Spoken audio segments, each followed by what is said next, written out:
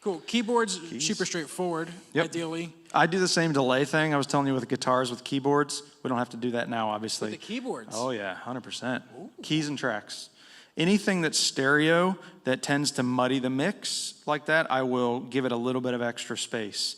On a Digico, the easier way to do it is through a group. That one is for free. So run them all through a group, put the delay on the group, and you'll have to do it once. Got it. But it gives you a lot of space. Jackpot. So on a stereo source, are you going into that super wide mode in the pin? I don't usually. No, I just leave it all the same, and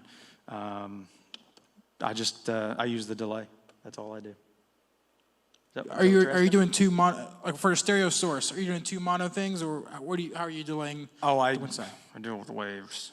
Okay. Sorry, that doesn't help you.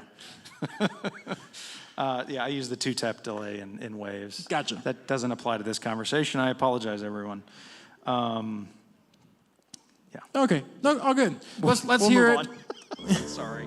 No, it's fine. Getting sidetracked. So ideally, we all have keyboards. We don't have any real pianos.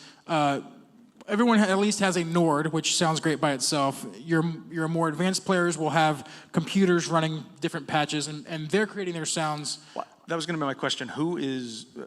That's a big part of it. Is who's creating the sounds and where are they coming from in your world for the keyboards? A lot of times it's just the straight out of the Nord. We get a couple players around at different campuses that bring in main stage rigs and are creating their own patches, and so that's where your relational equity really comes into play when you can say, hey man, that one is a little too dark, or hey, I'm having to cut a lot of 300 out of this. It's just getting really dark and muddy for me. Can you help me out? Yep. I'm happy to do it here if you're fine with it, but if you're able to, I would love if you could fix it at the source. The last time I was on at my church, the keyboard player, he knew it. He came out though and talked to me because we've actually formed that relationship. And he's like, hey, I felt like in the recordings that we did, because we record the rehearsal on Tuesday and they get to listen. He said, I felt like it was a little dark.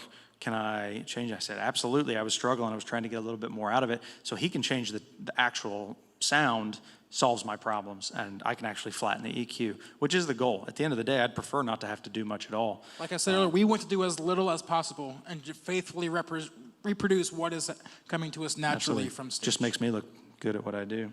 Really, I'm just pushing it through. Depends on, again, the sound. If you're dealing with somebody that's maybe a little less experienced, you might have to use a high-pass filter on a keyboard. I don't usually. I usually start without one because they do have access to those frequencies, and there might be some reason they want to use those. Particularly when they go into their pads and the welcomes, we might want that hitting in the subs. We don't want to cut that information out and disable it from getting there. We'll see what's going on. But you'll hear, if I get rid of it, kind of neuters it a little bit. So.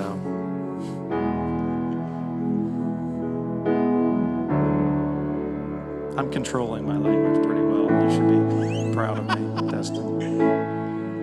So going back to that whole stereo thing, one of the things in a keyboard piano, again, it has access to all of the frequencies. Where everything gets muddy in a mix is right down here from about 175, 150 to 500 hertz.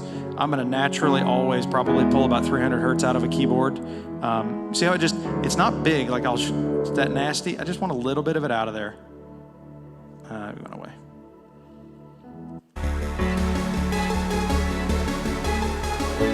Just enough of it to kind of give a little bit more space.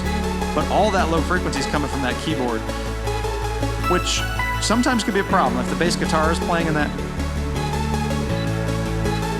to some degree they're kind of stacked on top of each other that you can kind of hear it. You might just have to deal with it, but it's something to pay attention to. You also could know, maybe on that song, I use a snapshot and I can get rid of that high pass, or I can add that high pass and clean that up a little bit and just let the bass guitar live in that world. It depends. That's really the art of it really can start. You can start doing a lot of stuff.